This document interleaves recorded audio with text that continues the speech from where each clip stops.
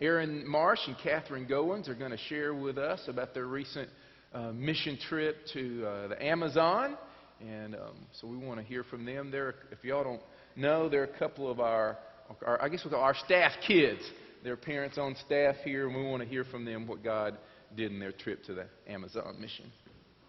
Okay, like Wes said, I'm Erin, this is Kathryn, and you as a church sent us on a mission trip with Central United Methodist in Fayetteville to go to Chimbote, Peru, to meet with a bunch of teams from all over the United States, from Bogota, and we met with them, and we just brought the love of Christ to this village that has never heard of Jesus through medical clinics.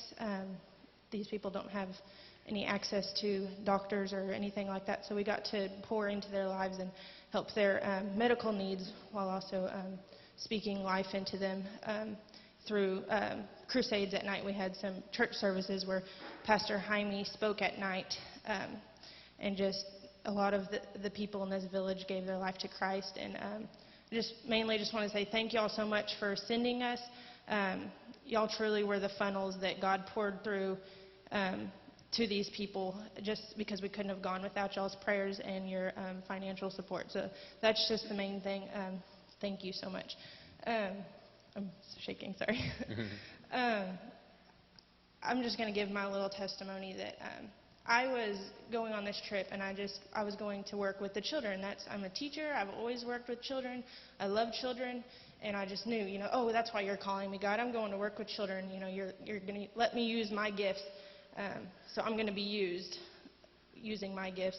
And I was so excited, and that was going to be my little piece of comfort, going to an uncomfortable place, going out of my comfort zone. That was going to be my comfort, was working with these kids. And we got to Leticia, and we met with Pastor Jaime. He helped Jim Hightower from Century United Methodist split us up into groups of where we're going to be doing ministry. Some of the ministry was teams were pharmacy, there was doctors, dentists, prayer team that you could pray with the people while they're waiting to be seen, just ushers and people checking people in. And so we're waiting to be split up, and I knew I was going to be put with children. And somehow, I don't even know, it was a blur, I got put with the dentists. And just a little background of the dentist team. It's 4 dentists from Bogota. They speak no English, and they needed 4 assistants, people to work with them. And I got moved to that group. And the 3 other assistants, all 3 of them spoke Spanish. 2 of them were Spanish students at the U of A, and one just grew up speaking Spanish. So and then there was me, and I knew like 3 words, and one of them was pantalones. So I wasn't going to be used in the dentist, so whatever. But so I was in this group, and I was kind of freaked out a little bit, just like, God, what are you doing?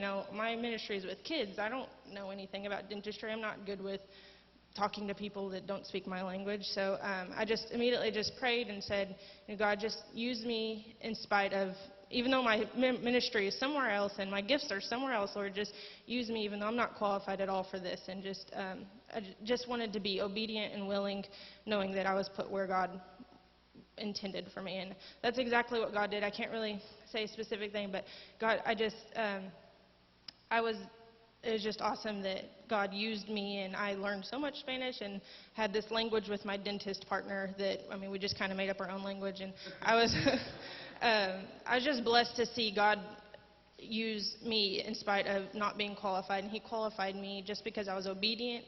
And that was just the biggest thing. He doesn't necessarily call us to go somewhere to use our gifts, which is what I thought, this is my gift, I'm going to go use my gift. He just wanted me to be obedient and be used by Him. And so that's exactly what I was. I was just able to just let go because I had nothing to rely on but God. So that was just my testimony of how God used me.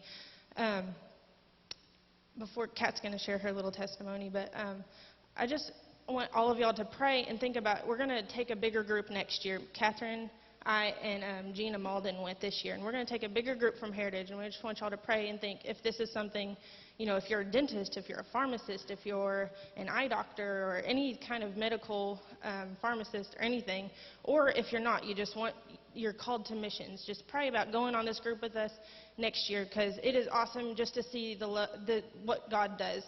I can't even really explain it, but wise words from Jose from our trip. He'd said, instead of praying, if I'm called to missions, pray where God's calling you to do missions. He's called all of us to be missionary, and so just pray where He's calling you. If it's to go overseas, think about doing this trip. If it's, talking to your neighbor and, bringing God to your office, that's mission. So just pray about where He's calling you to missions instead of if He is.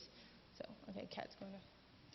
So everyone was telling us how we were going to save lives and lives were going to be changed, but I'm a really visual person, so I had no idea. I kept trying to picture what we were going to do, and I was wrong entirely.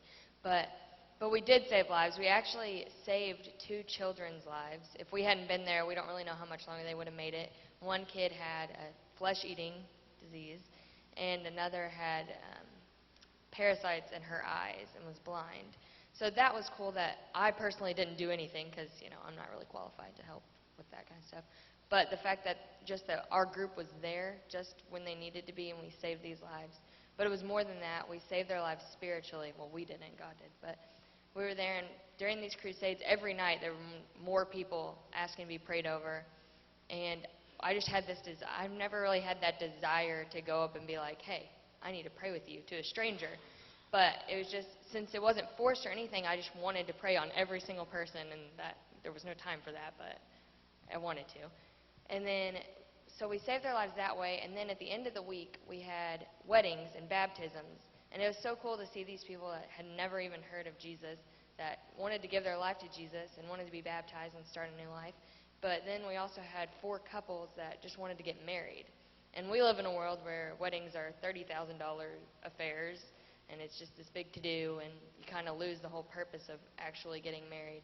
And these women and men had just heard about God and the real purpose of marriage, and not only decided, hey, I want to get married, but they wanted to do it that week. They didn't want to be, maybe sometime in the future we'll get married, but they wanted to do it. And just seeing the joy on those couples' faces really just, it was a highlight of my week. It was so sweet. But God, He didn't just touch their lives, He changed ours. I was filled with compassion and joy, and it was just incredible. And there was no reason for it. There was no rhyme or reason to being, I'm so joyful. Well, what's going on? Nothing. We're just sitting here.